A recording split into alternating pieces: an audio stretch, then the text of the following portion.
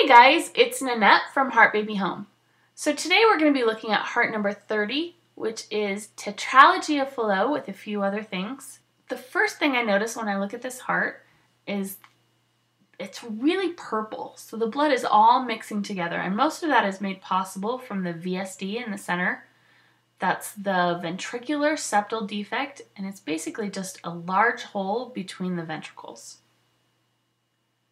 So Tetralogy of Fallot, tetra means four, and so it's made up of four heart defects, and those are the large ventricular septal defect, an enlarged aorta, pulmonary stenosis, and right ventricular hypertrophy.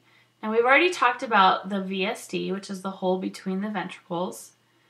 The enlarged aorta, just if you look, compared to the normal heart, the aorta is just a little bit bigger, and it's also a little bit more to the patient's right side. It's over that VSD a little bit.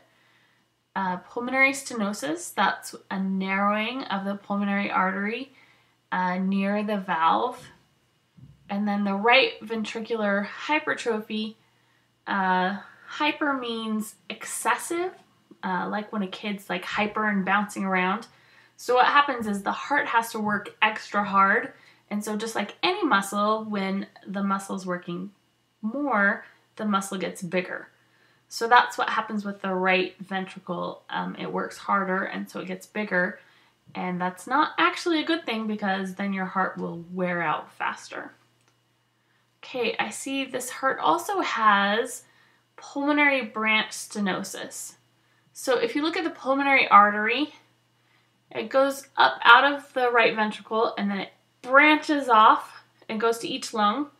So that right there where it branches off, those are called the pulmonary branches. And if you see, compared to the normal heart, the pulmonary branches are quite a bit smaller, more narrow. And that means less blood is going to the lungs. I also see something with the tricuspid valve. Regurgitation. So the blood is supposed to go from the right atrium to the right ventricle, and it's supposed to be a one-way valve. But in this heart, the blood leaks back a little bit. And so again, it just makes it a little less efficient, and it means that it'll wear out faster. And when those valves aren't working, sometimes they'll need to be replaced.